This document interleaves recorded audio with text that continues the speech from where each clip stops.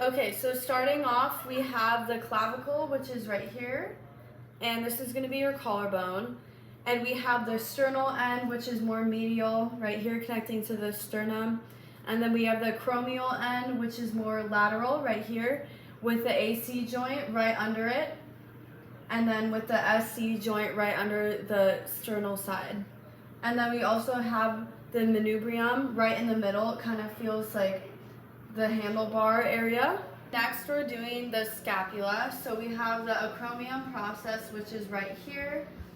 Pretty superior to the coracoid process, which is right down below. Kind of harder to feel. And then for the scapula, on the posterior region, we have the medial side and the medial border right here near the midline.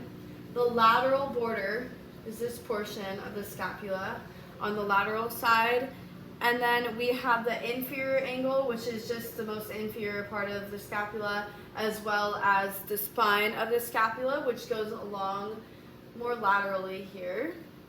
Okay, so now we're going to move on to the humerus, which we're going to start at the head of the humerus, which is the very top superior portion of the lateral side of the body. And we have the head right here. You can kind of feel the bony protrusion. And then we have the neck right below to connect to the body.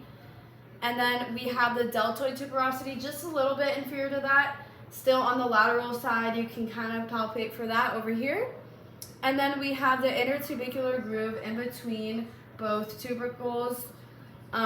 We have the lesser tubercle on the posterior region of the humerus, as well as the greater tubercle on the anterior region. Going on to the deltoids, we have the anterior, lateral, and posterior sides. The anterior does internal rotation, the posterior does external rotation, and they all do abduction. And then on the anterior region, we have the pectoralis major, which is right here, more medial than the pectoralis minor. And it does horizontal abduction as well as internal rotation.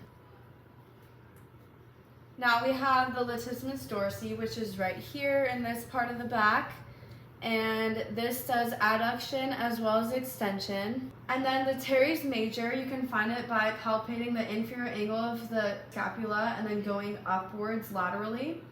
And this does extension as well as internal rotation. And then we have the coracobrachialis, which is the inner part of the arm right here. And this does horizontal as well as diagonal rotation.